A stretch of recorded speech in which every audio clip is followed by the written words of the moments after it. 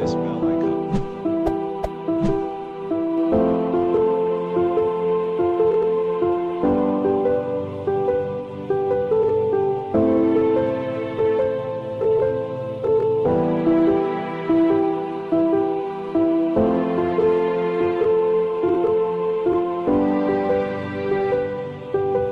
ស្នេហាដែលអ្នកបានផ្ដល់ឲ្យខ្ញុំពេលនេះ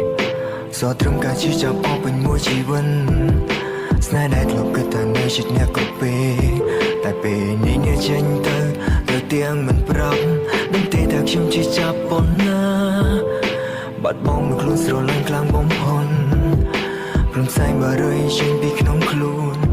វាអាចបន្ធូរអារម្មណ៍ពេលកំពុងឯកាពេលនេះស្នេហាបានត្រឹមជាផ្សាសល់ត្រឹមភាពឯកាគ្មានអ្នកត្រូវការខ្ញុំឡើយនៅពេលដែលខ្ញុំខូចចិត្តខ្ញុំតែជួងបារីអង្គុយគិតតែម្នាក់ឯងមិនដែលអារម្មណ៍ជាមួយតន្ត្រីមកវេមកមាត់ស្មារតីជាមួយនឹងផ្សែងបារីខ្ញុំខ្លាចជាមនុស្សបែបនេះរៀងរាល់រាត្រីខ្ញុំអង្គុយគិតរហូតគិតដល់ម៉ោង13ហើយអ្វីខ្ញុំមិនអាចបំភ្លេចនៅតែនឹកដល់ស្រីឬដែលទាំងអស់ត្រូវបានបញ្ចប់មកត្រឹមជាអ្នកដទៃអូនថាមិនបាច់និយាយពេលនេះគឺអូនមានថ្មីមកអត់តម្លៃឲ្យមែនទេទៅមិនជឿយកគេមាននោះគេមាននោះជាអ្នកណាអាចប្រាប់បងបានទេសម្រាប់បងចោលទៅកុំឲ្យបងជពាំងផ្លូវទុកបងនៅអូនមិនបានសុខទេបើថ្ងៃមុនអូនមានបងពេលនេះអូនមានគេ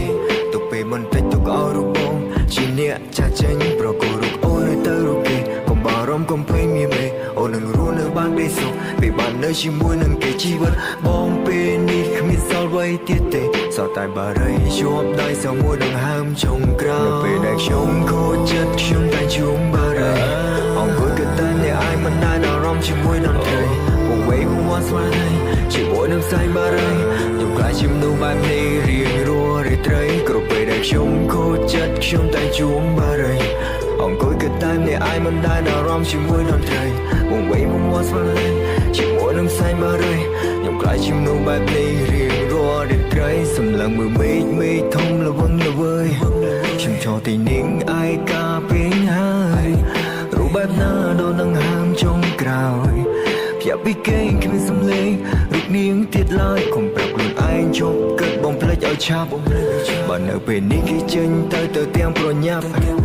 គិតយ៉ាងណាធ្វើយ៉ាងណាទៅបាច់បំភ្លេចរូបនាងពេលនេះស្នេហាបានត្រឹមជាផ្សាសល់ត្រឹមភាពឯកាគ្មានអ្នកត្រូវការខ្ញុំឡើយនៅពេលដែលខ្ញុំខូចចិត្តខ្ញុំតែជួងបារី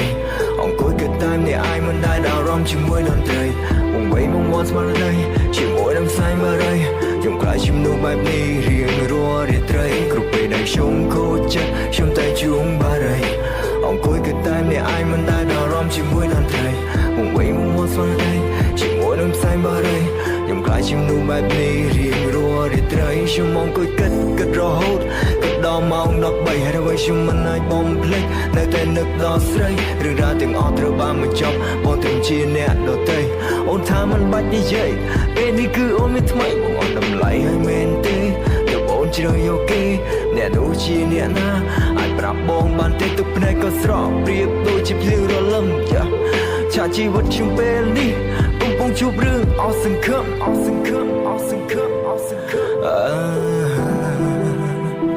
គ្មានសល់អ្វីទៀត